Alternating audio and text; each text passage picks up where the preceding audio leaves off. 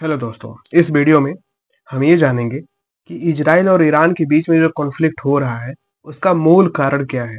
और एक तरह से तुलना भी करेंगे कि ईरान के पास कितनी पावर है वर्तमान में और इजराइल के पास कितनी पावर है प्रेजेंट टाइम में। देखिए, हर एक देश की कुछ मजबूती होती है तो कुछ कमजोरी भी होती है। यहाँ पर हम जानेंगे कि इजराइल किस मामले में ईरान से मजबूत है और ईरान किस मामले में इजराइल से मजबूत है। देखिए, इजराइल और ईरान की ताकत की तुलना की जाए तो कुछ मामलों में ईरान इजराइल से कहीं ज्यादा आगे है। इजराइल की कुल रक्षा बजट 27 बिलियन डॉलर है और वहीं ईरान का मात्र 10 बिलियन डॉलर है। बजट कम होने के बावजूद कई मामलों में ईरान इजराइल को पीछे छोड़ देता है। बड़ा बजट होने के बाद भी कई ऐसी जगह हैं जहां इजराइल ईरान के सामने कमजोर नजर आता है। जैसे इजराइल के पास सक्रिय जवानों की संख्या कुल 1,70,000 के आसपास है, लेकिन ईरान के पास इसका करीब 3 गुना यानी 6,10,000 के आसपास सैनिक है। आर्टिलरी के मामले में मिडिल ईस्ट का यह मुस्लिम देश यहूदियों के मुल्क को मात देता है। इजराइल में जो अधिकांश जनसंख्या रहती है वो यहूदी है। ईरान के आर्टिलरी की संख्या 6,798 है, वहीं इजराइल के पास मात्र 530 आर्टिलरी है। तो इस मामले में ईरान जो है इजराइल से आगे है। ईरान के पास 17 है और इजराइल के पास मात्र 5 सबमरीन है। इसके अलावा हेलीकॉप्टर के मामले में भी ईरान आगे है। इजराइल के पास 43 और ईरान के पास 57 हेलीकॉप्टर हैं। टैंक के मामले में भी ईरान आगे है। इजराइल के पास 1370 और ईरान के पास 1996 टैंक हैं। अब दोनों देशों की सैन्य संरचना के बारे में जान लेते हैं। देखिए, जो ईरान की मिलिट्री स्ट्रक्चर है ना, वो हर एक देश से काफी अलग है, जिसके कारण कई दुश्मन देश जैसे अमेरिका और इजराइल उस पर सीधा और बड़ा हमला करके उसको खत्म नहीं कर सकते। इसके पीछे जो कारण है हम समझते हैं। देखिए, वह पश्चिम एशिया में ईरान प्रॉक्सी मिलिशिया के अच्छे नेटवर्क के जरिए हथियार मुहैया कराता है। ये ईरान प्रॉक्सी मिलिशिया क्या है अभी हम इसमें समझते हैं। और ईरान जो है ना, इसकी फंडिंग भी करता है।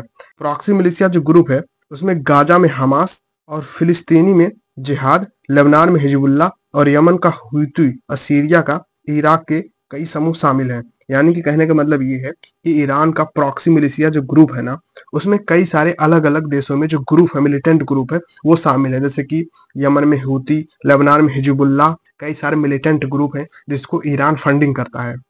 तो अगर कोई भी देश ये चाहे कि हम ईरान पर अटैक करके उसके आर्मी को कमजोर कर देंगे तो ये गलत है, क्योंकि अलग अलग देश में उसके कई सारे ग्रुप हैं।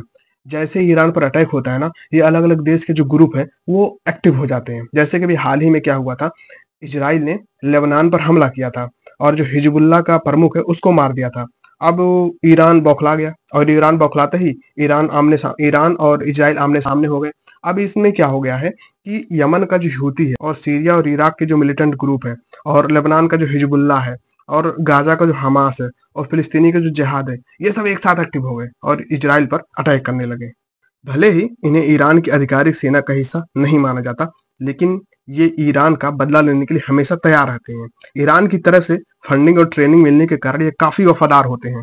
यही वजह है कि इजराइल हो या अमेरिका, कोई सीधे ईरान को खत्म करने की कोशिश नहीं जुटा पाते हैं। वैसे तो इन्हें ईरान की सशस्त्र सेना का हिस्सा नहीं माना जाता, लेकिन ये इसकी ताकत है और युद्ध के लिए हमेशा तैयार रहते हैं। इसी ताकत को कम करने के लिए इजराइल ने पहले गाजा पट्टी पर हमला किया था। इसके बाद शांत रहा और खुफिया संरचनाओं को आधार बनाकर हिजबुल्लाह पर अटैक किया था।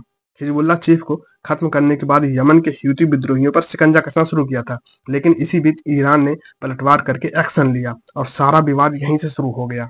कहने का मतलब ये है कि जो ईरान है ना, वो अलग अलग देशों में अपने ग्रुप रखे हैं, अलग अलग देशों में, जैसे कि यमन में हो गया, लेबनान में हो गया, इराक में हो गया, सीरिया में हो गया।